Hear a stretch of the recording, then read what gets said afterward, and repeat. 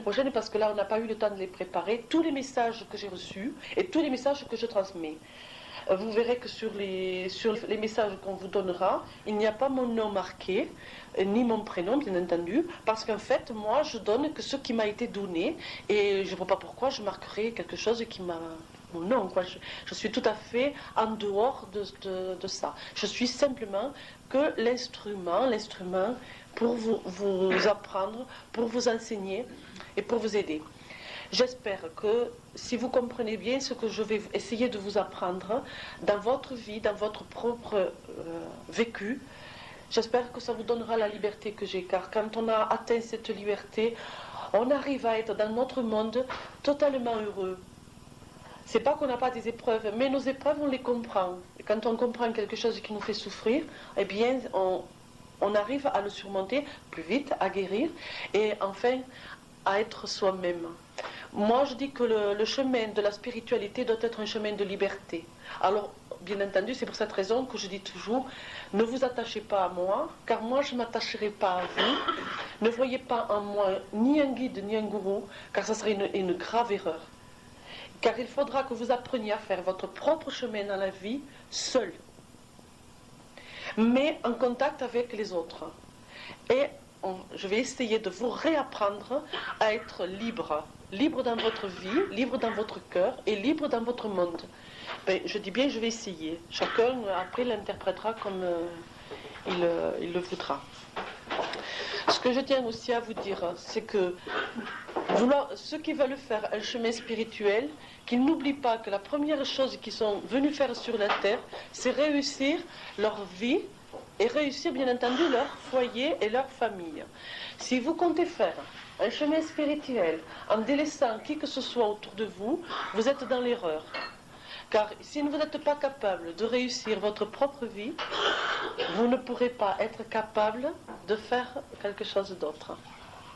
Et ni de faire un bon chemin spirituel. Hein. Donc ça, c'est très important. Bon, le mois dernier, je vous ai parlé de l'Atlantide, car c'est très important de savoir donc que nous descendons de l'Atlantide. Mais il m'a été dit que d'abord, il fallait que je vous parle d'un peu avant l'Atlantide. Donc ce soir, je vais le faire. Quand la Terre est devenue ce qu'elle est actuellement, quand son corps physique était comme nous en évolution, c'est-à-dire que nous, je vous l'ai expliqué, nous avons vécu dans un corps tout à fait autre que notre corps actuel. Nous avons été minéraux, nous avons été végétaux, et puis nous avons été dans la race animale, avant de pouvoir atteindre notre race humaine. Pendant l'ère dont je vais vous parler, il y avait donc plusieurs vies, et les anges, si vous voulez, qui nous gouvernent actuellement, tous les grands mondes de lumière, étaient l'humanité quand nous étions la race animale. Tout ce que je vous dis là, je ne vous dis pas de le croire, parce que moi je vous le dis. Je vous le dis, et chacun en prendra ce qu'il veut. Et au fond de son cœur, en fait, si vous êtes là, c'est qu'on vous a guidé quelque part. Et c'est parce qu'au fond de vous, il y a déjà des choses que vous savez. Je vais simplement vous aider en vous les rappelant, peut-être à vous souvenir de certaines choses qui au fond étaient que vous pensiez être dans votre vérité. Hein. Alors, quand la Terre a été, avant donc l'époque atlantéenne, la Terre était un corps glaive, c'est-à-dire un corps mou. Un corps un peu boueux, hein, avant de vraiment être matérialisé. Je ne vous parle pas de son corps éthérique, on irait trop loin, et même moi, il faut que vous sachiez que tous les enseignements que je reçois ne sont pas toujours compris de ma propre intelligence, parce que je suis comme vous, n'étant pas ni une sainte, enfin, il me faut du temps pour apprendre, pour comprendre souvent ce que les frères de lumière m'enseignent. Donc en fait, ce que j'ai bien compris de là, donc, c'est que la Terre était donc une terre boueuse. Et c'est là qu'on va comprendre un peu ce qui est mystérieux dans la Bible. Ils m'ont dit aussi de vous dire qu'en fait, beaucoup de gens actuellement veulent faire un chemin spirituel, mais ils ne connaissent pas rien du monde de la Bible. La Bible, il faut la lire, il faut essayer de la comprendre, mais la comprendre dans sa propre intelligence. Et le chemin de Jésus, en fait, le chemin du Christ, le Christ cosmique, il faut aussi le comprendre. Si vous n'avez pas si vous voulez faire un chemin spirituel, mais si vous n'avez pas au moins une connaissance sur l'ère du poisson, c'est-à-dire l'ère christique, vous allez nager un peu. Hein. En fait, on va voir. Hein. Alors, si vous voulez, quand la Terre était glaive, l'époque donc, la première création de l'homme à l'époque, quand il commençait à sortir donc de sa base animale, il était donc dans ce monde et à cette époque-là, cette humanité s'appelait, alors là vous allez faire comme ça, parce que moi-même ça m'a beaucoup étonné, l'humanité là ne s'appelait pas les terriens, il s'appelait les Adams. En fait, ce peuple qui était donc de la terre glaive, et c'est pour ça qu'en fait on dit que le premier homme, Adam, est sorti que Dieu aurait pris de la terre, de l'eau, aurait fait de la boue et aurait créé un corps. En fait, c'est beaucoup plus simple. Ça, c'est simplifié. Vous comprenez bien que dans le grand mystère de la nature, dans les grands secrets de la nature, c'est beaucoup plus secret, c'est beaucoup plus mystérieux. Hein. Donc, cette humanité, donc les Adams, étaient faits de corps de glaive. En fait, ils commençaient tout simplement à matérialiser leur corps. En fait, hein. Il faut comprendre qu'il y a, vous avez vu, ceux qui ont la chance d'avoir un peu lu la Bible, vous avez vu que dans la Bible, il y a deux créations. Une, on dit, par exemple, un jardin merveilleux où les hommes étaient heureux, un vrai paradis. Et puis, l'homme fait la chute et on l'envoie sur un autre monde, qui est un monde où l'homme va apprendre à devenir, à être obligé de travailler, de refaire tout plein de cycles pour devenir en fait cette divinité, pour qu'il retrouve cette divinité qu'il a donc, entre guillemets, qu'il aurait trahi. En fait, vous imaginez bien que c'est pas tout à fait ça, et c'est beaucoup plus secret et mystérieux que ça. En fait, donc, les Adams commençaient simplement, donc c'est l'époque minérale, si vous voulez, commencer à sortir, si vous voulez, quitter en même temps, il y a eu donc l'époque minérale, l'époque animale, mais il était, les Adams, si vous voulez, il y a eu deux phases, la phase minérale, hein, où ils étaient toujours les Adams, où ils ont fait une évolution, d'accord ? Enfin, de toute façon, après, vous pourrez poser des questions. Je sais que c'est compliqué. Moi, la première, je vous le dis avec des mots très simples, car personnellement, il me faudra aussi beaucoup apprendre pour pouvoir expliquer mieux. Ensuite, la deuxième époque a été, si vous voulez, par rapport à la plante, avec l'homme, sa base végétale, en fait, il fallait qu'il la retrouve. Donc, il a commencé à se nourrir, il ne se nourrissait plus de minéraux, il s'est nourri de plantes. Vous voyez ? Je ne sais pas si vous comprenez bien. Pendant son époque si vous voulez, de glaive, où il était boue, en fait, une partie, il n'était pas de la boue, vous comprenez, j'arrive pas trop bien. Et si vous voulez, il avait encore sa nourriture minérale. Hein. Puis, il a fait cette évolution. Quand il a fait cette évolution, il fallait qu'il retrouve ses bases végétales. Et cet homme-là, donc, à cette époque-là, les hommes s'appelaient les Caïns. C'est pour ça qu'on dit que Caïn était un agriculteur. En fait, il a travaillé ses connaissances sur le végétal, il a travaillé les végétaux parce qu'il savait très bien qu'il fallait qu'il retrouve ces végétaux. À ce moment-là, qu'a fait les grandes hiérarchies divines, qu'a fait cette grande force d'amour? Elle a envoyé un nouveau corps, c'est-à-dire le corps vital, c'est-à-dire ce corps vital qu'il a emporté, qu'il a incorporé. C'est vrai que je vous ai dit qu'actuellement nous sommes faits de 4 corps, plus le corps de l'âme qui est encore dans le monde de la grande divinité cosmique. Hein. Et si vous voulez, donc, ces êtres-là commençaient à devenir une autre phase humaine, mais ils ne l'étaient pas. Donc, on les appelait les Caïns, et à ce moment-là, ils ne s'occupaient que des plantes. Ensuite, si vous voulez, il a fallu que l'homme incorpore le corps du désir, ce corps qui va actuellement, qui nous fait tant souffrir en fait, qui nous fait désirer, qui nous fait vouloir. Et ce corps du désir, si vous voulez, l'humanité de l'époque, on les a donc appelés les Abel. Pourquoi? Car ils ne tuaient pas les animaux, mais se nourrissaient de la base animale, le lait, le fromage. Ils apprenaient à faire le lait, le fromage. Ils commençaient à apprendre à se nourrir autrement que de fruits et de plantes. Alors là, on a incorporé en lui le corps du désir, désir de vouloir, désir de choisir. Puis, on est arrivé dans un autre monde, dans une autre phase. Tout ça, ça dure des milliers d'années, parce que vous savez, pour eux, le temps n'existant pas, je ne peux pas former des années. Moi, ce que je vous dis là, un jour, des gens le diront mieux que moi.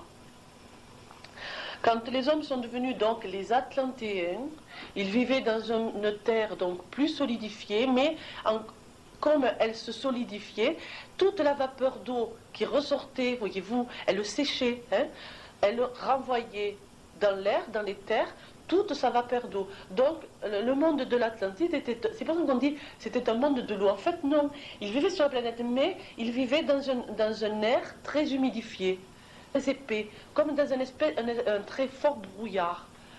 Or, ils ne voyaient pas, ne sentaient pas comme nous, mais ils avaient, par rapport à leur corps donc éthérique, une grande connaissance. C'est-à-dire qu'ils étaient, si vous voulez, sur la planète Terre, mais en même temps, ils vivaient leur divinité. Car n'oublions pas que nous sommes fils de Dieu, fils de la divinité. Or, ils vivaient encore ça. En fait, ils n'étudiaient pas trop la terre. Ils étaient là, comme dans un grand jardin, mais c'était tout. Ils ne recherchaient pas à...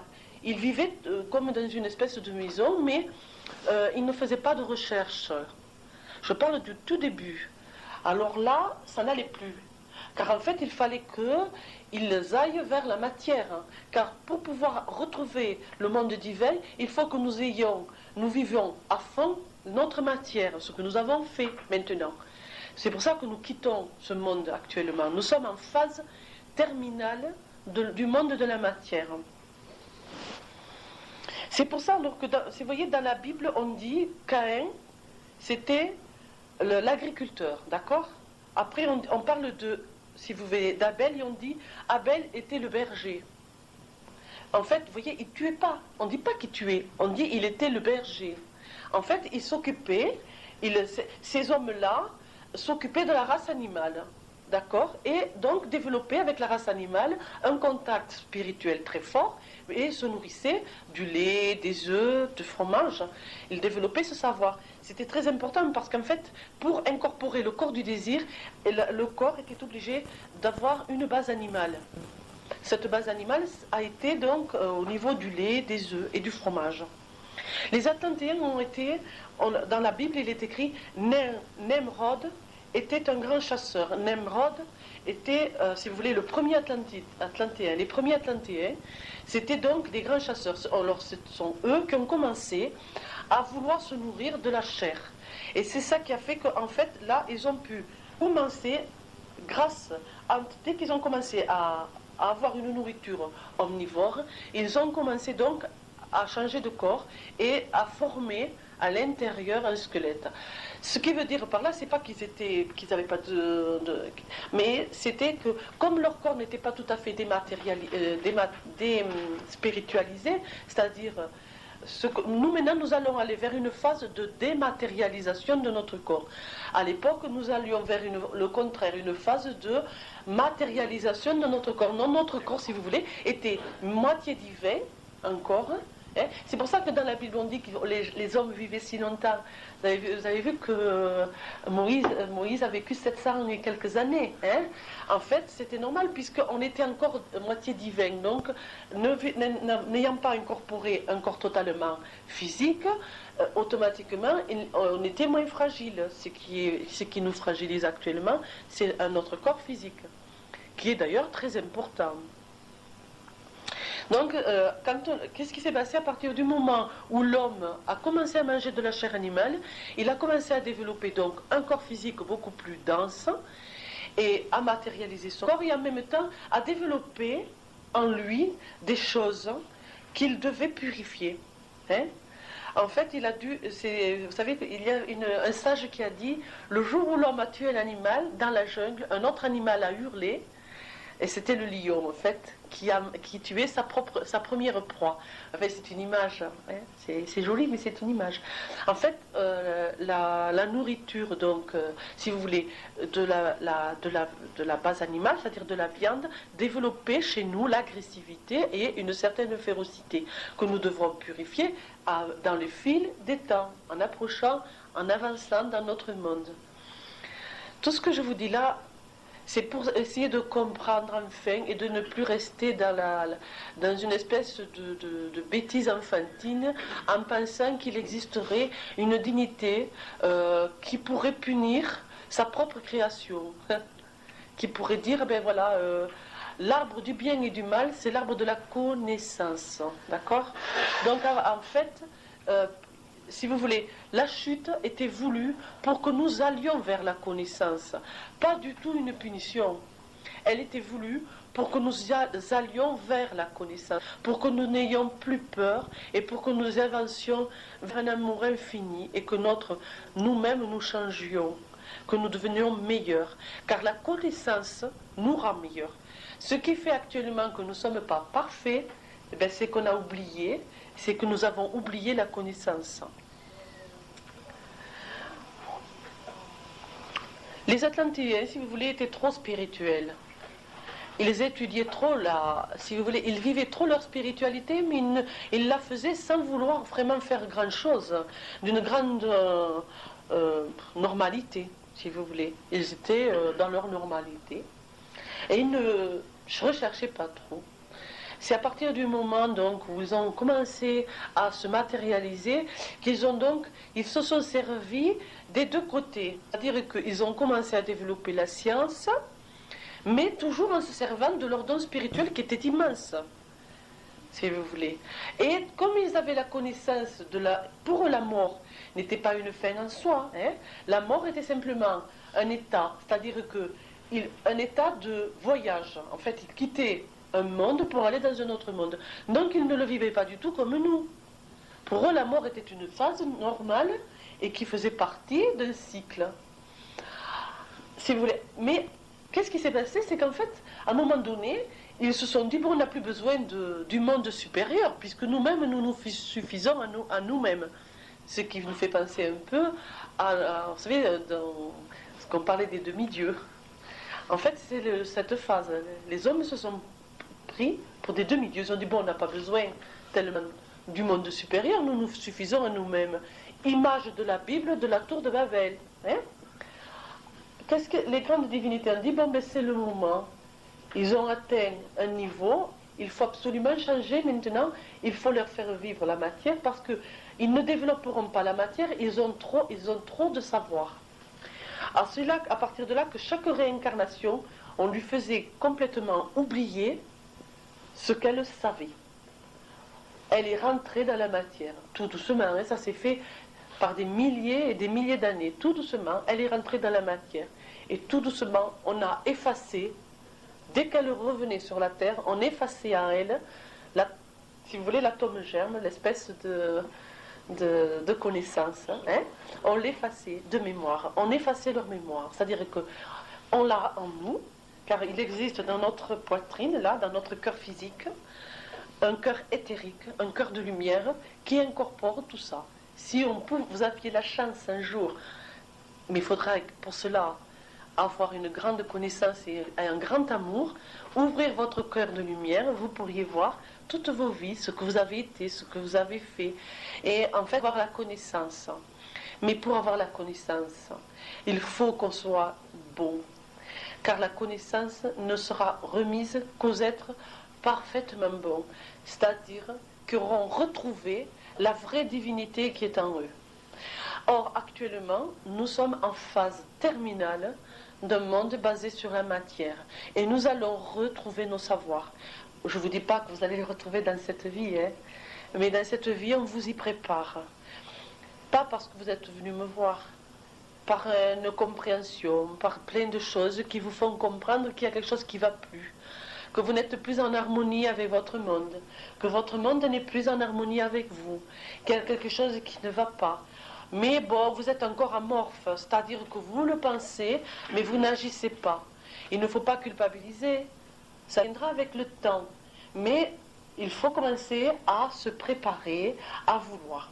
Car chaque fois que l'homme ne fait pas le long chemin de son destin, eh bien, si vous voulez, les grandes énergies du ciel arrêtent l'évolution. C'est-à-dire, elles font un déluge ou autre chose pour arrêter et faire que l'homme revienne dans des conditions autres, avec un autre savoir et une autre intelligence.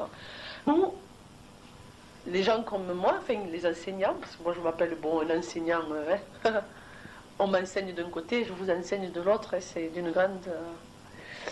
Si vous voulez, on est en train donc si vous voulez, on va vouloir que, en fait, ça se fasse le plus doucement possible. Nous, ce qu'on voudrait, c'est que tout le monde puisse comprendre qu'on est en cette phase, que cette phase est terminale, que l'on veuille ou que l'on ne veuille pas, on y passera.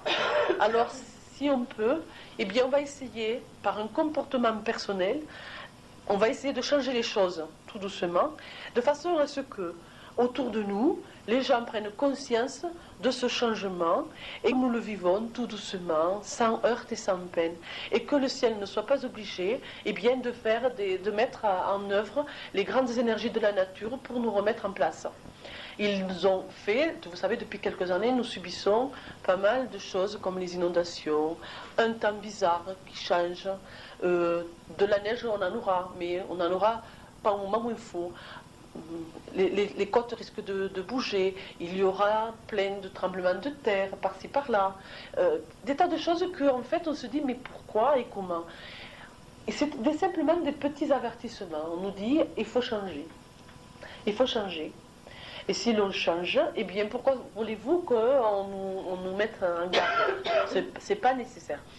Vous savez, beaucoup de gens actuellement qui touchent une religion sont très apeurés. Beaucoup disent bientôt il va y avoir la fin du monde, ou qu'est-ce qui va se passer, tout ça. En fait, il n'y a jamais eu une vraie fin du monde en soi. Il y a eu des changements plus ou moins rapides et plus ou moins violents. Mais vous savez, là-haut dans le ciel, ils sont infiniment bons et en fait ils ne veulent que le bien pour nous. Donc ils ne feraient rien vraiment d'inutile ou pour nous faire souffrir. Chaque chose qui est faite, c'est pour une évolution, que ce soit dans notre vie personnelle ou que ce soit dans le monde. Donc il faut absolument se prendre en main et pas un changement. N'essayez pas de changer les autres, parce que ça, vous n'avez pas le droit. Essayez de vous changer. C'est plus facile d'essayer de changer les autres que de se changer soi-même. Mais c'est pas vrai. C'est pas ça qu'il faut faire. Alors là, il faut vous changer vous. Et après, alors, les autres changeront par votre image. Mais pas du tout parce que vous allez avoir envie de les changer. Ça serait inutile de le faire. Il ne faut pas le faire en fait. Il ne faut jamais essayer de changer les autres. Il faut être dans sa petite vie, se dire, et que les autres se disent, tiens, cette personne, elle a changé, je la trouve plus calme, je la trouve plus reposée, je la trouve mieux. Pourquoi? Comment? En fait, c'est là. Elle va venir, elle va vous poser des questions. Là, vous êtes en droit de répondre à ces questions. De dire, par exemple, je me sens mieux parce qu'en fait, je n'ai plus peur puisque je sais que. Mais ne jamais allez-vous troubler une âme qui ne serait pas prête à entendre. Vous voyez? N'allez jamais jouer celui qui sait, car vous ne savez pas que l'autre peut-être sait plus que vous en fait. Donc restez vous-même. Et vous savez, hier j'ai eu une femme qui est venue me voir. C'est bizarre parce que ça tombait juste hier. Alors un exemple pour vous. Et cette femme, elle me dit, je ne suis pas bien dans cette vie. Je suis comme dans cette vie, mais je suis comme ailleurs. Je n'arrive pas à être avec les autres, je n'arrive pas à communiquer. Je lui dis parce que vous n'êtes pas simple. Parce que si vous étiez simple, vous vivriez votre journée tranquille et vous vous mettriez en harmonie avec les gens que vous rencontriez sans vouloir changer quoi que ce soit. On nous fait rencontrer les gens qu'on doit rencontrer et il faut rester simple. Je dis ce que vous avez oublié dans notre monde actuel. Ce qu'on a oublié, c'est la simplicité. On veut tout changer, mais on ne se change pas soi-même. On veut absolument donner des leçons aux autres alors qu'on n'est pas capable de s'en donner à soi-même. Alors tout ça, ça ne va pas. Vous voyez, la simplicité, c'est être comme on est, se connaître, s'apprécier, savoir qu'on a des défauts, essayer de les changer, ne pas culpabiliser puisqu'on vient pour apprendre. On est là, on est dans un monde d'expérience. On est sur la terre dans un monde de travail. Eh bien, on est en apprentissage. Vous ne voulez pas quand même devenir le patron avant d'avoir appris. Il faut apprendre. Et c'est par un comportement qu'on apprend, en étant soi-même. Et s'incorporer aux autres, c'est faire partie du divin. Car on rentre dans l'autre par humilité, par simplicité et par amour, sans vouloir rien changer en ce qui est l'essence de l'autre. Moi, vous savez, quand j'étudiais avec certaines religions, quand les frères de lumière m'ont mis dans des phases d'apprentissage, par exemple, je ne disais rien, je ne parlais pas de ce que je savais, je ne parlais pas des frères de lumière. Je ne disais rien, j'apprenais. Quand j'étais par exemple avec les bouddhistes, ou les hindouistes, ou les autres, je ne disais rien, j'apprenais. Je rentrais dans leur instrument, je rentrais dans leurs leçons, j'apprenais. Et c'était important pour moi d'apprendre, car je me suis rendu compte que toutes les religions détenaient une clé d'or, qu'on est bête, que si jamais on était assez fort pour aimer les autres comme ils sont, on apprendrait. Et je peux vous garantir que moi, ça m'a donné des portes, des clés pour ouvrir des portes secrètes. Et ça m'a appris à aller doucement sur le chemin de ce monde, à y aller doucement, et en étant bien dans ma vie, et à supporter des fois mes épreuves, et à vivre tout simplement. En plus, ça m'a appris à comprendre les autres, leur façon de penser, leur façon de voir, la façon de se nourrir, d'apprécier certaines choses, et puis de me dire, tiens, mais c'est pas bête, ça en fait... c'est vrai, il y a plein de choses comme ça que j'ai appris par un comportement, mais surtout de ne pas parler. Ne pas parler, vous voyez, écouter beaucoup, apprendre. On apprend beaucoup de l'autre. Chacun de vous est un miroir de chacun de nous. Si on se mettrait à vivre ensemble, je suis votre miroir, vous êtes le mien. J'ai des choses à apprendre de chacune de vous, ou de chacun de vous. Et vous avez à apprendre des choses de moi. Et c'est ça qui est merveilleux. C'est savoir qu'on apprend toujours des autres. Et celui qui dit je sais tout, c'est un grand enfant, quoi. Hein? C'est un grand enfant. Pour ce soir, je vais attendre vos questions en fait maintenant, parce que je trouve que c'est important que vous posiez des questions.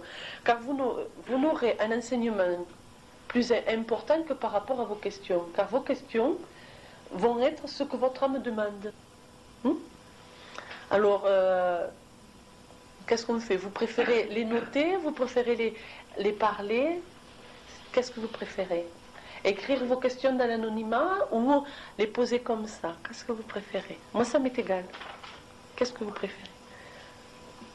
C'est d'étudier.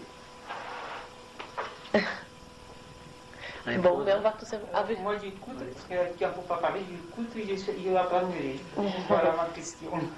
Oui, mais en fait, c'est important. Vous avez tous des questions à poser. Vous avez tous des questions à poser. Allez-y. Il ne faut pas avoir honte. Hein. On est une famille universelle. Je voudrais savoir, moi, si l'an 2000, puisque on parle du 21e siècle, va vraiment faire un changement sur cette planète. Ça va être vraiment un cap important, voilà. Hyper important. Hyper important. Ouais. Voilà. Nous rentrons dans l'ère du Verseau. Vous voyez, en plus, ça me fait un peu sourire parce que l'ère du Verseau, nous avons vécu beaucoup notre côté masculin. L'ère du Poisson était vraiment notre masculinité en fait. C'est pour ça que les femmes se sont libérées de leur féminité pour être dans leur masculinité. Stop, quand même. Rester féminine. Mais l'ère du Verseau est une ère où nous allons développer le côté féminin. C'est pour cette raison que ça me fait un peu sourire que dans les enseignements, c'est vrai qu'il y a beaucoup plus de femmes que d'hommes. Quand j'ai débuté, c'était le contraire. J'avais beaucoup plus d'hommes que de femmes. Enfin, ou alors, c'était assez équilibré, hommes-femmes. Et plus je me rends compte que plus je vais vers un enseignement plus profond et plus évolué, et plus c'est féminin. Mais en fait, les frères de lumière disent que c'est normal, car l'époque que nous allons vivre future est une époque quand même où les énergies de cette grande force divine féminine vont se développer. Car en fait, nous avons beaucoup développé le masculin, mais pas le féminin. Et comme nous nous réincarnons homme, femme, femme, enfin homme, femme, en fait, nous avons pendant toute une période commencé à travailler sur nos deux énergies. L'ère du Verseau est une ère plutôt féminine, mais où nous... Pas de suite, hein. Je vous parle, vous savez que l'ère du Verseau, elle commence à l'an 2000, elle durera 2000 ans. Hein. Pendant ces 2000 ans, il va y avoir beaucoup de choses qui vont changer, et nous allons donc, de réincarnation en réincarnation, quand l'ère du Verseau sera au plein épanouissement de son intelligence, nous nous réincarnerons toujours couple, mais âme sœur. C'est-à-dire que énergie féminine, énergie masculine, mais de la même âme. Ce qui sera merveilleux, car en fait, ces deux êtres-là, c'est quelque chose qu'ils vivent qui ne peut pas se dire avec des mots, vous voyez, il faut le vivre. Hein. Une communion de âme sœur est extraordinaire, car les deux êtres c'est comme une boîte, vous voyez. Se complètent totalement. Se complètent totalement. Dans cette vie, on a certains êtres, par une évolution particulière, ont la chance de rencontrer leur âme sœur. Moi, ça a été le cas avec mon compagnon actuel. Mais c'est pas pour ça, vous savez, que tout est rose. Hein. Ne le croyez pas, parce que je ne suis pas dans l'ère du Verseau. Hein. Donc, il y a un travail et il y a beaucoup de choses en fait. Mais vous savez, quand j'ai été avertie de la rencontre de mon compagnon, on me disait que de toute façon, lui, il me rattacherait à la terre et moi, je l'emmènerais au ciel. Et c'est vrai, car ce compagnon-là, ayant eu des vies immensément spirituelles, où il a fait beaucoup pour l'humanité, sans qu'il s'en rappelle du tout. Il me permet, c'est vrai, étant dans cette réincarnation, il est là pour équilibrer quelque chose qu'il n'a pas compris sur la matière, sur les biens de la terre. En fait, lui me rattache, parce que moi, par contre, il était à un moment donné où j'étais beaucoup trop dans ma spiritualité, j'avais complètement oublié que j'étais là, hein. Et qu'il fallait donc quelqu'un qui me rattache à la terre. Or, lui, il me rattache à la terre et moi, je l'emmène dans un temps, je le ramène dans ses connaissances du ciel. Hein? Est-ce que ça a répondu? Une autre question? Posez-en parce que vous aurez un enseignement chaque fois. Vous avez bien compris tout ce que je vous ai dit ou non? Oui? Il n'y a pas une question? Non. Mon Dieu. Vas-y. Lorsque on s'en va de notre corps physique, oui. Et je voudrais savoir comment on peut se retrouver. Et quel sens on peut,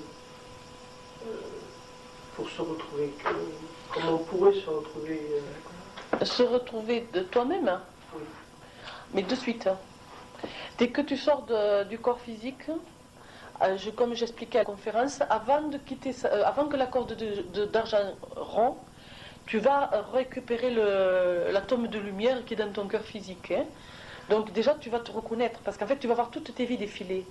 Déjà, tu vas voir ta dernière vie. Bon, les autres vies, tu vas les ramener avec toi, mais déjà, de suite, tu te souviens de tout. Dès que tu as coupé la corde d'argent, dès que tu es dans le monde de lumière, tu es dans toi, dans ta personnalité, tu es en toi. Et tu vas rencontrer ailleurs tous les êtres qui t'ont aidé dans la vie, les anciens parents, les anciennes épouses.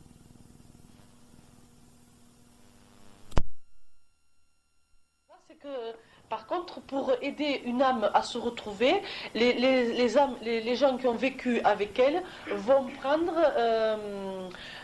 une apparence déjà que la personne connaît. Hein. Par exemple, quelqu'un qui a perdu sa maman âgée, quand elle va passer le tunnel, si la personne, si vous voulez, si les frères de lumière pensent qu'il est bon pour cette personne d'avoir sa maman, elle ira dans l'apparence qu'elle avait quand elle a quitté cet enfant.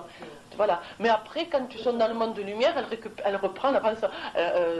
Souvent, ils reprennent une apparence jeune. Hein, Par contre, ils gardent. Au troisième ciel, ils gardent souvent la dernière vie, l'apparence de la dernière vie, mais ils s'arrangent. Hein. Je veux dire. Est-ce que quand on se réincarne, on retrouve le même corps ou Non. physique? Pas du tout. Il n'y a pas des ressemblances physiques qui reviennent? L'incarnation, des tâches ou des... Certaines choses, oui, en fait, ça dépend. Tout dépend de ce que la... Parce qu'en fait, le corps physique est construit dans l'image avant la réincarnation, hein, et construit par l'âme elle-même. Aidé bien sûr des frères de création, c'est-à-dire une hiérarchie de lumière qui s'occupe de la création, mais qui travaillera par exemple avec toi. Toi, si tu veux, avant ta réincarnation, la pensée que tu as actuellement, tu l'as totalement dessinée, totalement créée dans une espèce de... on appelle ça la pensée... comment ils appellent ça? Il y a la pensée abstraite et la pensée... Bon, ça a un nom, hein, maintenant ça me... Enfin, une pensée beaucoup plus importante. Hein. Bon, c'est créé. Alors, il est un fait que la personne, ça dépend de ce qu'elle a choisi de vivre. Si, par exemple, une femme, on va parler d'une femme, dans une vie a été d'une grande beauté, parce qu'elle a voulu vivre la beauté pour une raison qu'elle connaît, elle, simplement, mais qui de cette beauté en aura profité, abusé, et qui aura fait autour d'elle des malheureux. Automatiquement, elle risque de choisir une apparence beaucoup moins belle, peut-être même avec une malformation. À ce moment-là, mais choisie par elle-même. Parce qu'elle dit, il va falloir que je rende mon âme beaucoup plus humble, que je fasse tomber tout un côté égocentrique. C'est d'ailleurs pour ça que souvent des gens qui ont une malformation physique souffrent peut-être plus que vous ne pouvez l'imaginer. Parce qu'en fait, ils sont très égocentriques. Mais il va falloir qu'ils fassent tomber tout ce côté égocentrique pour devenir humble. Et... vous savez, j'ai eu aussi une femme qui, quand elle est venue me voir, bon, elle avait eu une vie très difficile, battue par son mari, très très battue, hein, trompée, etc. Vraiment très grave, hein, ça se trouvait à l'hôpital. Une fois qu'on a eu beaucoup parlé toutes les deux, elle me dit, mais là je comprends et je suis très heureuse d'avoir connu cet homme en fait. Parce que c'est vrai que je réalise tout ce que j'étais avant. Avant, bon, je dédaignais les gens, je disais bonjour si j'avais envie de dire bonjour.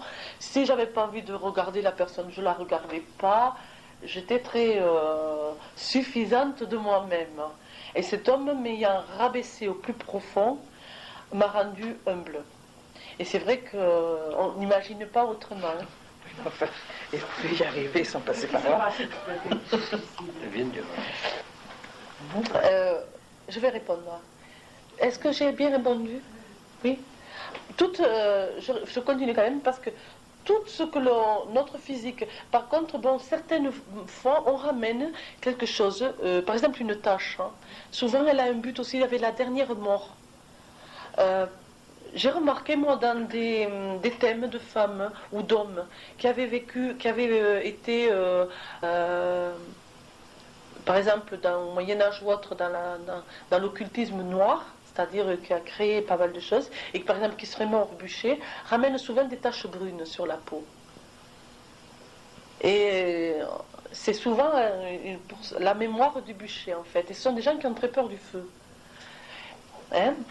Ça aussi, c'est important. On ramène, mais tout notre corps physique est entièrement choisi, dessiné, créé par nous-mêmes avant la réincarnation. Ça, c'est pour ça qu'en fait, notre planète, il n'y a rien d'injuste. Rien.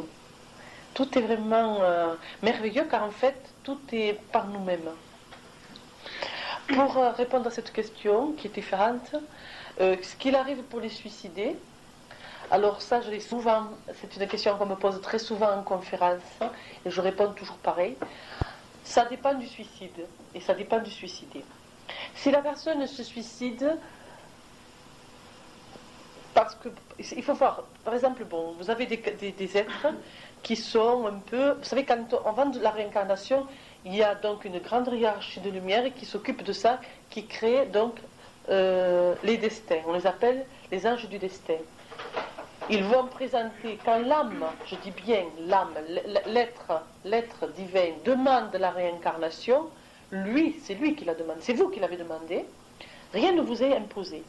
Quand vous avez demandé votre réincarnation, on va vous présenter par rapport à vos passés antérieurs, vos vies antérieures, des vies, donc 4 vies. De ces 4 vies, vous allez en choisir une. Bien entendu, ça ne se passe pas d'une grande simplicité, mais bon, il y a tout un travail qui va se faire. Explication de ces vies, quelle est l'évolution de chacune des vies, etc. Et si vous voulez, des fois, certaines âmes choisissent des vies, elles veulent en finir avec la réincarnation. Elles disent, j'en ai marre de me réincarner, bon, la planète Terre, bon, je ne veux plus tellement, et je voudrais faire une évolution plus importante, donc elle va choisir une vie assez difficile. Les frères de Lumière du Destin vont lui dire,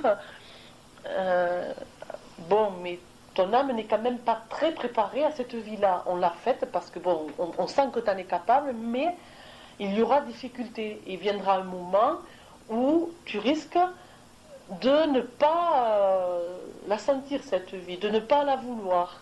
Et donc, il y a dans la carte du ciel une phase de suicide. Si la personne, si c'est ce cas-là, bon, elle va donc arrêter sa vie, elle va être prise en charge directement et elle va donc travailler là-dessus, le pourquoi de l'échec. Mais elle n'est pas jugée par contre. Hein. Arrêtez de croire qu'il y a une punition pour les suicider. Hein. Voilà. Il n'y en a pas du tout. Alors ça, c'est... n'imaginez pas qu'on va le punir. Hein. C'est même incroyable ça.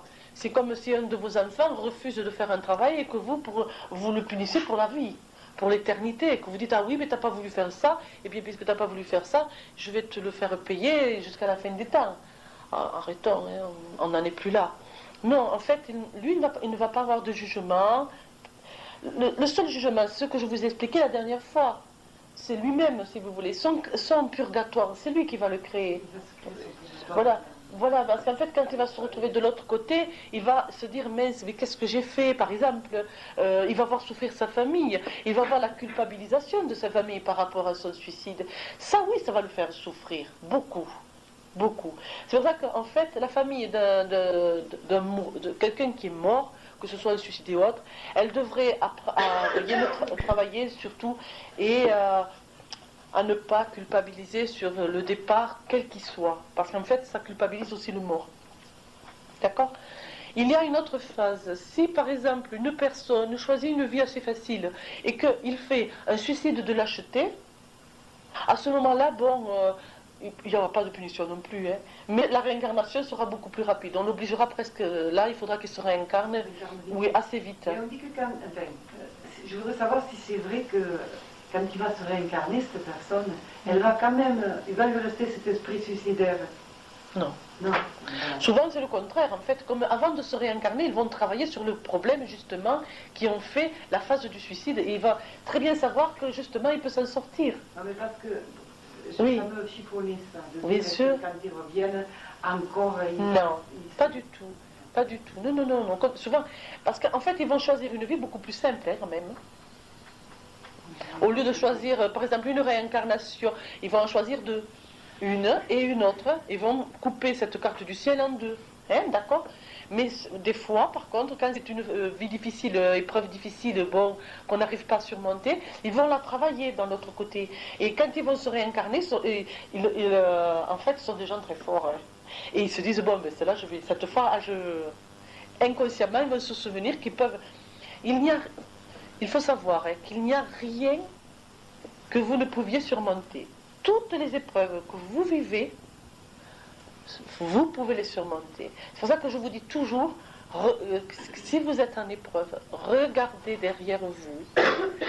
Et je suis sûre qu'il y a déjà une épreuve dans le temps passé que vous aviez imaginé ne jamais surmonter et que actuellement vous riez dessus. Je dis bien, vous riez. Alors, ce qui veut dire que toutes nos épreuves, on peut les surmonter. Il faut avoir du courage. Il ne faut pas se presser. Il faut la vivre pleinement et se dire, bon, il faut que je réfléchisse. Et vous savez que des fois on a peur, on est complètement perturbé. On dort et le lendemain, on se dit, ah mais quand même. Parce qu'en fait, comme pendant notre sommeil, votre guide spirituel vous aide, vous savez, c'est pour ça qu'il y a un proverbe qui dit... la nuit porte conseil, c'est vrai. Et si vous posez même la question, vous dites, écoute, pendant mon sommeil, essaye de m'aider dans cette épreuve, etc. Et en général, on a l'aide quand même. Mais Il faut aller simplement dans ces épreuves, doucement. Alors quand on ne dort pas du problème, on n'a pas la dent. Eh bien oui, en fait, quand on ne dort pas d'un problème, c'est qu'on est encore un enfant. Hein, parce qu'à chaque jour suffit sa peine. Hein. Le sommeil est justement le repos de ton épreuve. Alors couche-toi et dors, même couche-toi plus de bonne heure et dors bien. En fait, demain tu verras bien. Et la nuit, les problèmes paraissent plus graves. C'est vrai. Oui. Oui, parce qu'on est seul contre soi-même. Quand on se lève, on dit mais pourquoi je n'ai pas dormi? C'était pas si grave que ça. Voilà. Et vous savez, en fait, et puis quand le soir, pourquoi souvent c'est plus difficile? Parce qu'en fait, le soir, on est seul devant soi-même. Dans la journée, on est occupé. Malgré nos épreuves, on a une occupation. Si on a des enfants, il faut s'en occuper quand même. Même qu'on a un animal, il faudra s'en occuper. Si on a un mari, il faudra s'en occuper. Si on va travailler, eh bien, il faudra se la traîner, son épreuve. Mais le soir, on est seul devant soi-même. Et là, alors c'est pour ça, couchez-vous. Ou alors, regardez, écoutez de la musique, pleurez un bon coup. Ces fois, ça fait pleurer la musique. Et puis on pleure un bon coup. Et on est malheureux, plaignez-vous. Il faut se plaindre de temps en temps. Parce qu'après, on est bien. Hein? Regardez un film à la vidéo qui vous fait rêver. Servez-vous de... Vous savez, actuellement, nous vivons une ère merveilleuse dans la matière quand même, où on a les possibilités de rêver. Parce qu'on a plein de choses quand même. Eh bien, par contre, si vous voulez, là, on a fait de la matière, hein, ce que des fois je dis à mes élèves, moi. On fait de la matière... Hein, nous, on est esclaves de la matière. Mais non, c'est le contraire. C'est la matière qui est esclave de nous. Alors, servez-vous-en pour qu'elle soit esclave de vous. Comme je dis des fois, cette table, elle est à Dominique. Mais c'est la table qui sert Dominique, en fait, non de non. C'est pas Dominique qui doit servir la table. Alors, si vous avez... je vais vous donner, par exemple, bon, moi j'ai eu cet après-midi, par exemple, j'avais, pas passé la toile dans la cuisine. Et je suis descendue pour chercher quelque chose dans la voiture, c'était voulu, bien entendu. Après, je l'ai bien compris. Et il y avait ma fille en bas avec le bébé, la poussette. Elle me dit, je vais faire un tour, maman, tu viens? Je lui dis non, parce que j'ai pas passé la toile dans la cuisine. Puis je l'ai regardé, je dis, mais je suis nulle, moi. Hein. Attends, je viens, je passerai ma toile tout à l'heure. Je préfère, enfin, quand même. Hein. La toile, jamais. J'ai passé un bon moment avec ma fille, on a promené le bébé, on a discuté comme jamais on avait discuté toutes les deux. Et puis on est allé au jardin d'enfants, et puis on s'est mis au soleil. Puis je suis arrivée, je suis oh, mon vieux, heureusement que je suis allée, enfin, encore scorie mentale, comme disaient les frères de Mian. Nous sommes faits de scorie mentale. Les frères de Mian disent, faites tomber vos scories mentales. C'est comme des écailles. Hein. Oui, vous voyez, encore, ça va pas la tête, je préfère promener ma fille et mon petit-fils que d'aller effacer la toile. Non de non.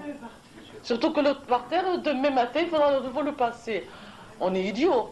On oublie les choses importantes. C'est pas pour ça qu'il faut laisser sa maison sans dessus-dessous. Hein.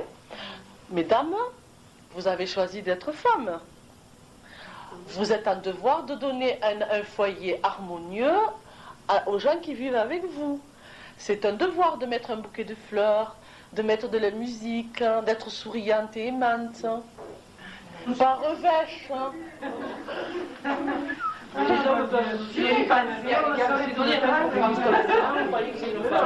Vous savez? Non. Alors on a choisi attention, je vais vous dire. On a choisi aussi. Je vais vous dire. On a mélangé les rôles. Et si vous voulez, la femme, normalement, bon, dans notre monde c'est difficile, donc l'homme va partager. Mais la femme, elle est femme. Et elle y gagne à être femme. Si vous voulez. Donc la femme, c'est l'amour et le don de soi. Mais l'homme, c'est la protection. Dans le mot protection, il y a tout. C'est-à-dire que lui, il se doit de protéger sa famille, son foyer et, bien entendu, plus que tout, son épouse. Dans la protection, il y a tout. Dans l'amour aussi, il y a tout. La femme, elle va donner de l'amour, c'est-à-dire tout ce qu'une femme peut donner. Vous savez, si au lieu de vous dire ah, cette vaisselle, elle se dit quand même je vais faire cette vaisselle parce que c'est de l'amour que je donne, elle va le voir déjà différemment.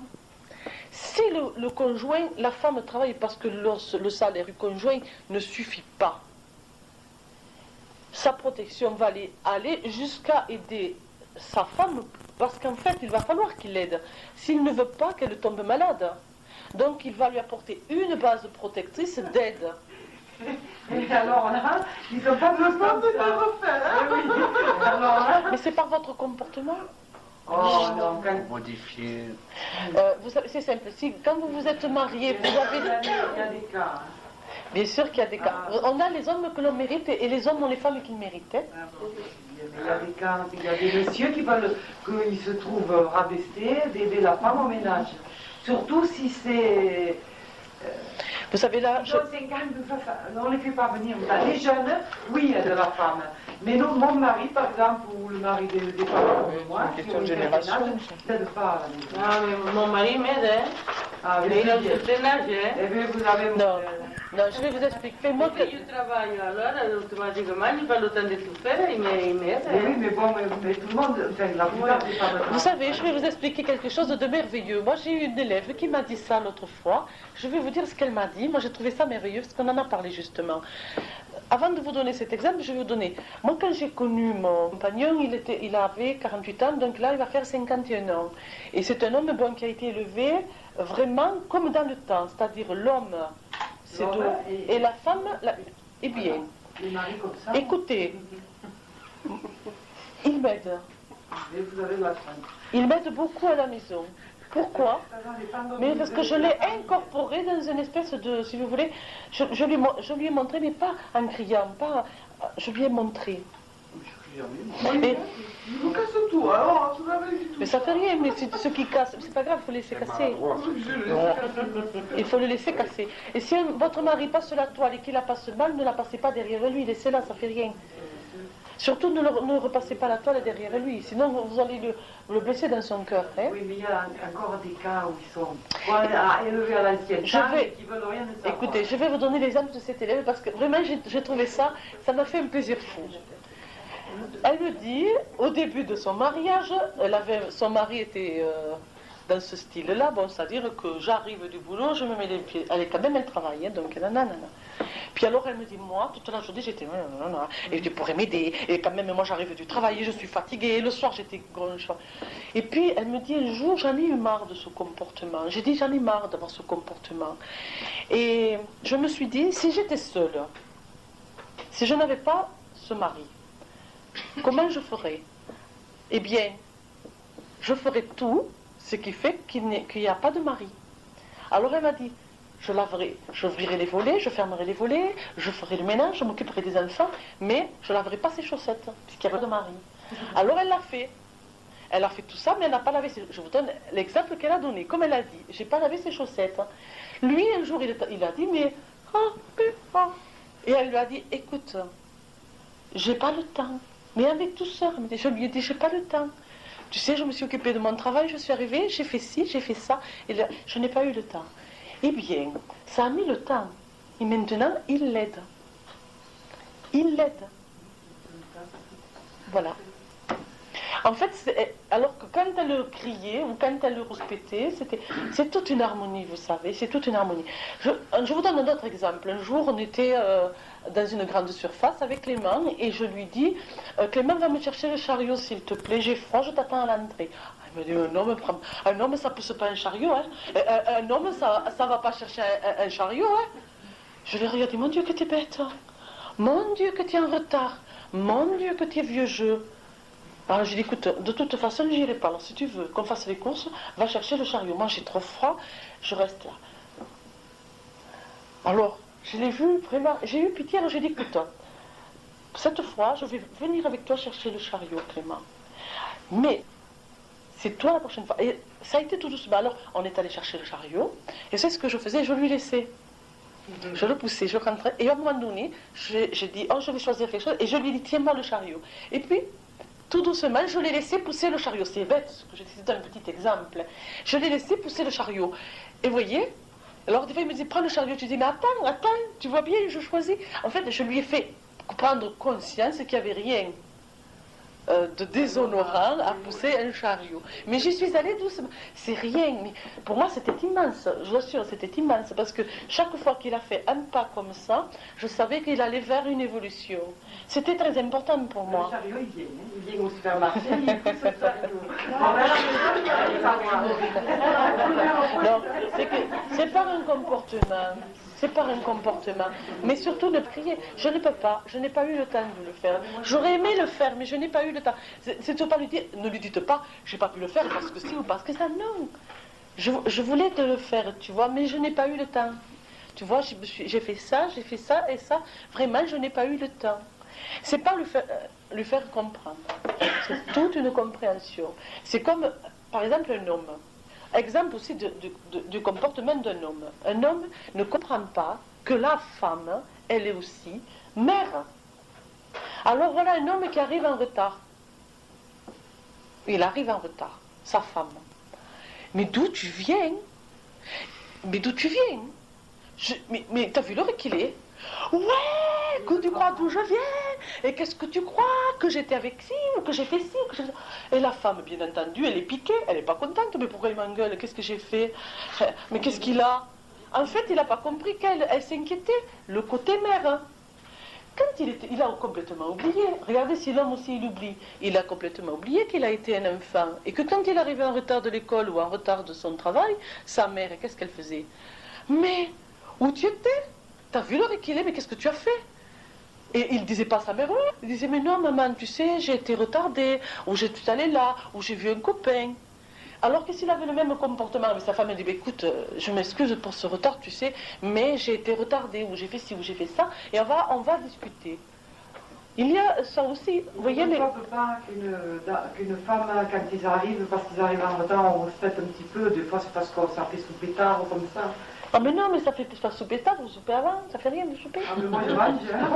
C'est vrai quand mais si c'est la femme qui arrive en retard et qui me dit oh, je m'excuse, je me suis entretenue, ben, ça passe mieux parce qu'il éclate de rire.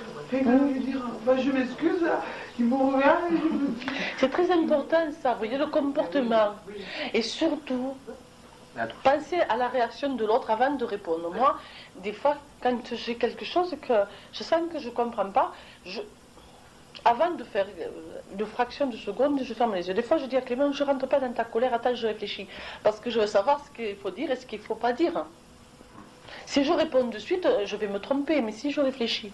Si vous sentez la colère venir en vous, avant d'exploser, car la colère fait perdre la notion de l'âme, enfermez-vous dans une pièce, réfléchissez à votre colère. Et vous allez vous dire, bien des fois, vous allez vous dire, bon, en fait, c'est pas bien important. Si la colère doit avoir lieu, il faut l'avoir. Je vous dis pas d'être des limaces qui disent oui ou toujours et qui tendent l'autre jour. Je vous dis simplement d'être évolutif, intelligent. Ne pas vous voyez, bien réfléchir à ce que vous ne voulez pas vivre. Je ne veux pas le vivre ça, en fait. Vous voyez, je ne veux pas le vivre. Je refuse de vivre ça. Eh bien, même si ça me fera souffrir, je ne le vivrai pas. Vous voyez, moi j'ai eu une enfance, j'avais un père, bon, j'explique toujours que quand je parle de ma vie privée, c'est parce qu'on m'a dit de le faire, parce que ma vie est une vie d'évolution, si vous voulez, dont les expériences de ma vie doivent servir à la compréhension des autres. Point à la ligne, c'est pas ni pour me plaindre. Mais bon, j'ai eu un père qui était alcoolique, si vous voulez. Eh bien, quand il rentrait à la maison, c'est vrai que c'était l'horreur, enfin, tout ce que peut jouer sur un homme qui boit et qui est en plus violent. Mais je me suis dit, après, dans ma vie de femme, que jamais j'accepterai un homme violent ou qui boit. Je ne l'accepterai pas. Et même si cet homme, je l'aime de tout mon cœur, je partirai. Car je sais que je partirai. Vous savez pourquoi? Parce que je préfère l'inconnu que la souffrance. L'inconnu, je verrai bien. Mais la souffrance, je refuse. Car je n'ai pas envie de le vivre. Et c'est ça, l'âme forte, si je refuse. Surtout que quand on a des alcooliques, c'est difficile à vivre, dans la famille. Bien sûr. Bien sûr, mais c'est une maladie, vous savez. Oui. Mais en fait, moi, je refuse de le vivre. Donc, je préfère l'inconnu, vous voyez, l'inconnu. que de vivre la souffrance. Et toute ma vie a été ça. Je réfléchissais et je disais, mais ça, vous savez, je me suis trouvée si bas qu'il a bien fallu me remonter. Hein. Donc je vous dis, maintenant, avec mon savoir, ne laissez jamais quiconque vous rabaisser. Car il n'en a pas le droit. Et vous, ne rabaissez personne, car vous n'en avez pas le droit. Ne laissez jamais quiconque mettre le doute en vous, dans votre propre possibilité, car il n'en a pas le droit.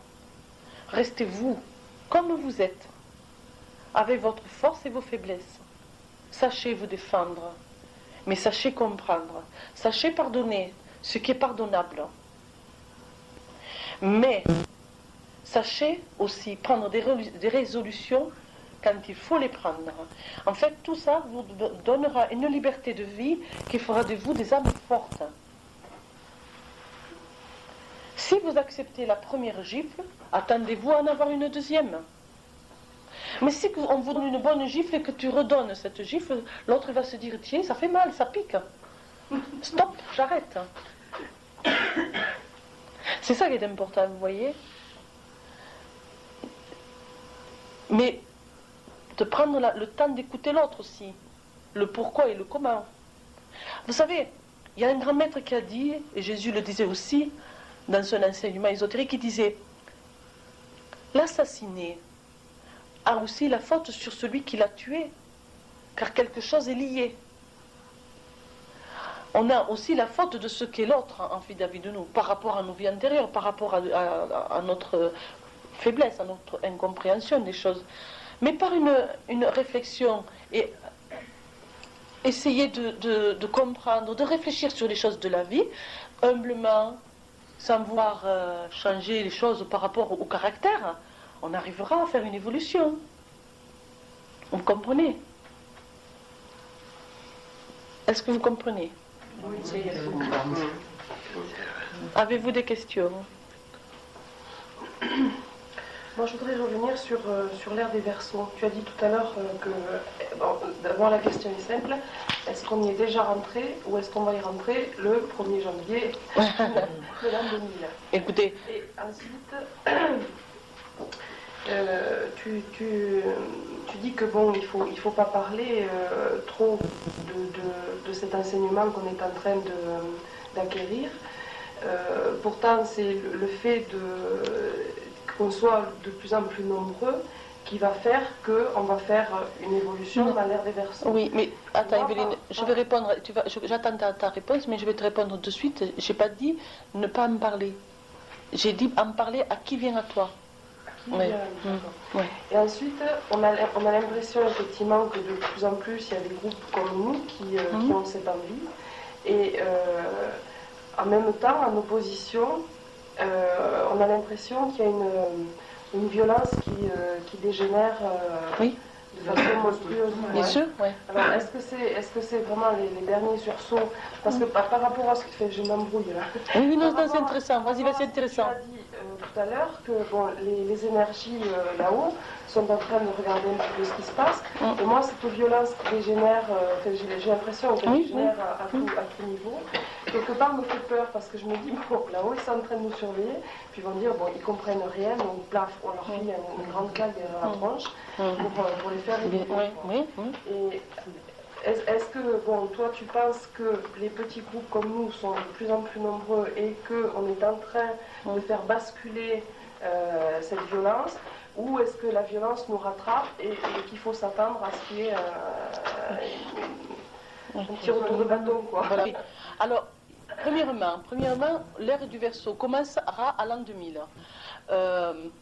Est-ce que c'est le 1er janvier? Bon, je ne sais rien, franchement. Ils m'ont dit l'an 2000. En fait, l'ère du Verseau commence à l'an 2000. Au niveau de la violence, ce sont les derniers sursauts de notre négativité, mais elle peut, si tu veux, elle peut quand même, par rapport aux égrégores. En fait, nous, les petits groupes comme nous allons par un comportement essayer de changer les autres. Par notre comportement, je dis bien, hein, par notre façon d'être. Ne pensez pas changer les autres autrement. Ceux qui ont voulu le faire dans toutes les religions du monde, ils ont fait leur phase et c'est la fin là. Non. Ce qui veut dire actuellement, bon, il y a deux choses. Il y a le combat du bien et du mal, c'est-à-dire le combat de force positive, par des pensées positives, par un comportement positif, par une sagesse positive, qui va créer des égrégores. Qu'est-ce qu'un égrégore? C'est une espèce de nuage éthérique qui se crée dans le monde interphysique, et cet égrégore, si vous voulez, détruira, selon sa puissance, tous les égrégores négatifs. Mais, si l'homme n'évolue pas assez vite, actuellement c'est ce qui se passe, les égrégores négatifs sont très puissants. Or, si l'égrégore positif n'est pas assez puissant pour détruire l'égrégore négatif, eh bien, ça ne sera pas vivable. Or, si ce n'est pas vivable, il y aura un grand bouleversement voulu du ciel directement, qui sera... Mais ce que disent les frères de lumière, ils disent de toute façon, nous faisons notre petit chemin, tranquille, parce que quand il y aura s'il y avait ce bouleversement, tous les gens qui porteraient une marque, c'est-à-dire une étoile, au front, marquée éthériquement, ces gens-là seront sortis d'affaire. En fait, ils seront mis à l'abri. Donc ne nous inquiétons pas, faisons notre propre évolution. Mais actuellement, il y a ce combat. C'est pour ça qu'ils essayent, par des milliers de façons, de faire changer le monde, par des comportements et surtout par une évolution. C'est très important. Il y a actuellement 2 planètes lourdes. Pluton est rentré en Sagittaire. Il faut savoir que Pluton est la planète qui gouverne tout ce qui est occulte et secret. C'est lui qui détiendra les secrets des portes du ciel. Vous savez, Pluton, c'était... avant, on disait que c'était la planète de l'enfer. En fait, c'est parce qu'elle détient les secrets. Elle détient le secret qui passe de notre monde au monde spirituel. Cette planète, actuellement, elle rentre en Sagittaire. Le Sagittaire est la grande hiérarchie cosmique qui gouverne les races. C'est très important. Les races et les religions de la Terre. Or, Pluton gouverne tout ce qui est secret et gouverne, parce que chaque planète gouverne une partie de religion. Et si vous voulez, et la planète qui gouverne l'islam. Ce que je vous dis là, ce n'est pas contre l'islam, parce que je connais le fond de la religion musulmane, islamique, et je peux vous garantir qu'elle détient des secrets et des portes d'or. Mais comme dans toutes les religions, vous avez des fanatiques, des intolérants qui croient, pauvres imbéciles et pauvres enfants qui sont, tout savoir et qui détiennent la vérité.